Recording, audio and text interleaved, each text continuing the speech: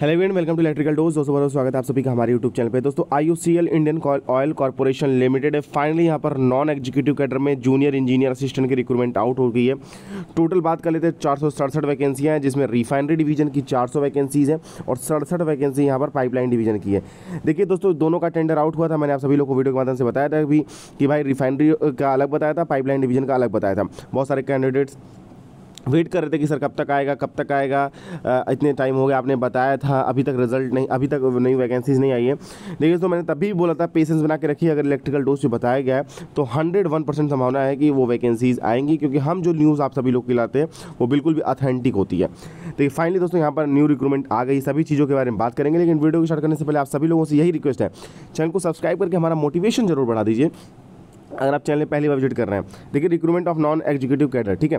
यहाँ पर हम बात कर लेते हैं पहली बार जूनियर इंजीनियरिंग असिस्टेंट प्रोडक्शन में, जिसमें अलग अलग रिफाइनरीज के लिए अलग अलग वैकेंसीज हैं।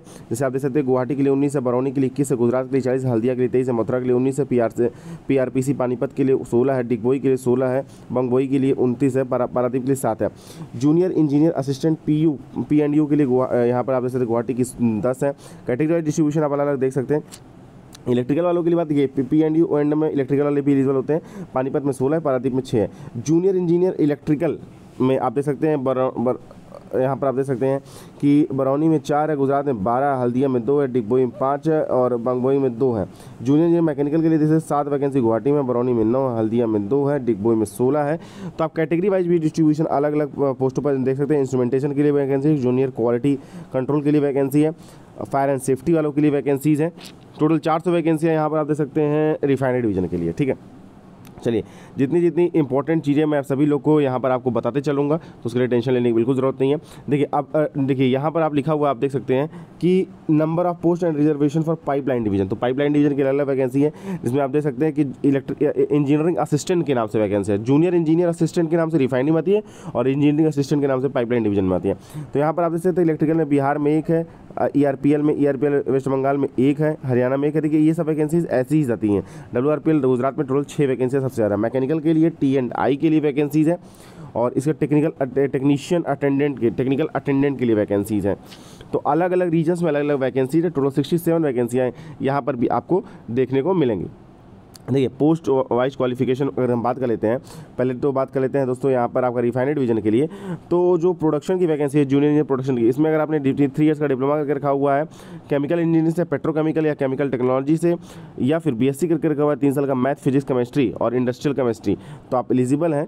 PNU के लिए दोस्तों आप देख सकते हैं कि जो junior engineer assistant grade 4 PNU की, उसमें अगर आपने बॉयलर अथॉरिटीज़ का आपके पास रिफाइनरी यूनिट में where boiler authority of the state has prescribe boiler BCC होना चाहिए, बॉयलर कॉम्पिटेंसी सर्टिफिकेट होना चाहिए, और आपके पास डिप्लोमा होना चाहिए 3 साल का, चाहे मैकेनिकल से, चाहे इलेक्ट्रिकल या इलेक्ट्रॉनिक्स से, या फिर ITI आपके पास होना चाहिए फिटर के साथ। तो ये भी आपके साथ होना चाहिए। और जूनियर इंजीनियर असिस्टेंट में PNU में बात कर लेते हैं, तो आपके पास 3 ईयर्स का डिप्लोमा इलेक्ट्रिकल से या इलेक्ट्रॉनिक्स से, तो आप एलिजिबल हैं। बाकी इलेक्ट्रिकल की जो पोस्ट है उसमें आप एलिजिबल तो हैं ही कि 3 ईयर्स का डिप्लोमा प्लस इलेक्ट्रिकल या इलेक्ट्रॉनिक्स से डिप्लोमा, और या फिर इलेक्ट्रिकल से डिप्लोमा। जूनियर इंजीनियर मैकेनिकल की दोस्तों बात कर लेते हैं, तो मैकेनिकल से डिप्लोमा होना चाहिए या फिर ITI होना चाहिए आपका फिटर से 2 साल का, ठीक है। क्वालिटी के लिए बात कर ले, क्वालिटी कंट्रोल की बात कर लेते हैं, तो आपका BSc होना चाहिए फिजिक्स, केमिस्ट्री या इंडस्ट्रियल केमिस्ट्री या मैथमेटिक्स से। फायर एंड सेफ्टी के लिए आप देख सकते हैं कि आपके पास हैवी व्हीकल ड्राइविंग लाइसेंस है, कुछ फिजिकल स्टैंडर्ड्स हैं, वो आप देख सकते हैं। देखिए अब यहाँ पर आपको बता दें कि यहाँ पे देखिए लिखा हुआ है जो पाइपलाइन डिवीजन की वैकेंसीज़ है, यहाँ पर आपका इलेक्ट्रिकल के लिए 3 ईयर्स का डिप्लोमा होना चाहिए इलेक्ट्रिकल इंजीनियरिंग से या इलेक्ट्रिकल या इलेक्ट्रॉनिक्स से। इसी तरह मैकेनिकल से मैकेनिकल या मैकेनिकल ऑटोमोबाइल से होना चाहिए। T&I के लिए दोस्तों आप देख सकते हैं इलेक्ट्रिकल या इलेक्ट्रॉनिक्स कम्युनिकेशन से, इलेक्ट्रॉनिक्स से रेडियो कम्युनिकेशन से, इंस्ट्रूमेंटेशन एंड प्रोसेस से, इलेक्ट्रॉनिक्स इंजीनियरिंग से। लेकिन यहाँ पर कहीं भी लिखिए वर्क एक्सपीरियंस नॉन मैंडेटरी। पहले यहाँ पर 1 साल मैंडेटरी रहता था, लेकिन अब उन्होंने बोल दिया कि भाई कोई भी वर्क एक्सपीरियंस यहाँ पर मैंडेटरी नहीं है। टेक्निकल अटेंडेंट के लिए ITI वालों के लिए बात कर लेते हैं, तो दो इलेक्ट्रीशियन के इलेक्ट्रॉनिक मैकेनिक के लिए 2, फिटर के लिए 2, इंस्ट्रूमेंटेशन मैकेनिक के लिए 2 है। तो यहाँ पर आप देख सकते हैं जो कोर्सेज वाइज, मतलब आप ट्रेड वाइज, ब्रांच वाइज जो आपके पास डिस्ट्रीब्यूशन है वो दिया गया है, ठीक है। चलिए अब इंपॉर्टेंट चीज़ों की बात कर लेते हैं। तो यहाँ पर एक साफ पॉइंट मेंशन किया गया कि भाई जो हायर क्वालिफिकेशन वाले कैंडिडेट्स हैं वो एलिजिबल नहीं है। आपके पास BTech है रिलेवेंट ब्रांच वगैरह में, तो आप एलिजिबल नहीं है। इस चीज़ को आप ध्यान में रखिएगा। देखिए दोस्तों, अब बात कर लेते हैं जो क्वालिफिकेशन रिफाइनरी डिवीजन के लिए, उसमें प्रोडक्शन वालों के लिए 1 साल का एक्सपीरियंस चाहिए।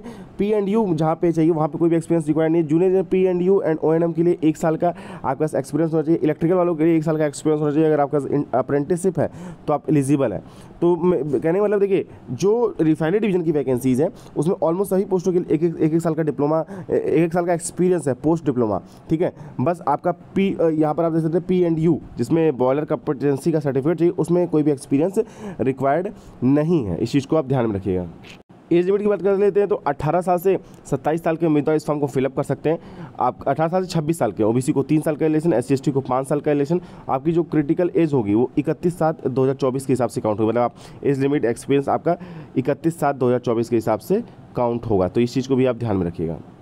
यहाँ पर मेंशन भी किया है कि भाई रिफाइनरी डिवीजन के लिए आपके पास कैंडिडेट विद अप्रेंटिसशिप 12 मंथ होना चाहिए और candidate processing work experience minimum 1 year का होना चाहिए। तो यहाँ पर साफ मेंशन है कि भाई अप्रेंटिसशिप वाले भी एलिजिबल हैं। 31/7/2024 के हिसाब से आपकी सभी चीज़ें काउंट होंगी। देखिए, बात कर लेते हैं आपका सिलेक्शन मेथोलॉजी की। तो आपका एक CBT टेस्ट होगा, इसके बाद आपका स्किल टेस्ट या SPPT जिसे बोलते हैं, जो सिर्फ क्वालिफाइंग नेचर का होगा। CBT टेस्ट दोस्तों आपका 100 मार्क्स का होगा, 120 मिनट का पेपर होगा, 1 मार्क्स के हर क्वेश्चन के लिए 1 मार्क कैरी करेगा, जिसमें दोस्तों आप देख सकते हैं कि 75 नंबर आपका न्यूमेरिकल 75 आपका जो सब्जेक्टिव नॉलेज है आपका वो आएगा, और बाकी 25 में आपका न्यूमेरिकल एबिलिटी से 15 क्वेश्चन और जनरल अवेयरनेस से यहाँ पर 10 क्वेश्चन रखे गए हैं। तो यहाँ पर आप देख सकते हैं कि 100 मार्क्स में ऐसा डिस्ट्रीब्यूशन किया गया है। होने के 2 से 3 दिन के बाद आपकी आंसर की वगैरह अपलोड की जाएगी, और यहाँ पर आप देख सकते हैं कि आंसर की वगैरह अपलोड होने के बाद आपका जो PPT टेस्ट होगा वो सब लिया जाएगा। फॉर्म फीस की बात कर लेते हैं। जनरल, OBC और EWS के लिए 300 रुपये फॉर्म फीस है। SC/ST और PWD कैटेगरी के लिए यहाँ पर कोई भी फॉर्म फीस वगैरह नहीं रखी गई है। दोस्तों 22 जुलाई से इसका ऑनलाइन एप्लीकेशन फॉर्म स्टार्ट हो जाएगा और 21 अगस्त तक आप इसका ऑनलाइन एप्लीकेशन फॉर्म भर सकते हैं। 22 जुलाई को सुबह 10 बजे से 21 अगस्त को रात में आप 23:55 तक आप इसका ऑनलाइन एप्लीकेशन फॉर्म भर सकते हैं। जैसे इसका ऑनलाइन एप्लीकेशन फॉर्म आएगा दोस्तों, मैं आप सभी लोगों को वीडियो के माध्यम से सूचित कर दूंगा। तब तक ये चैनल में बने रहें, चैनल को सब्सक्राइब करके रखें और बेल आइकन को प्रेस करके रखें, ताकि आपको कोई भी प्रॉब्लम ना महसूस हो। कोई भी आपको क्वेरी हो तो आप इस हेल्पलाइन नंबर पर कॉल कर सकते हैं 10 AM से 5 PM तक, और वर्किंग डेज होना चाहिए, तो उससे आपकी क्वेरी भी रिजॉल्व हो जाएगी। यहाँ पर कुछ स्कोर नॉर्मलाइजेशन वगैरह का क्राइटेरिया दिया हुआ है, अगर आप इसे समझ सकते हैं तो आप इसे समझ लीजिएगा, ठीक है।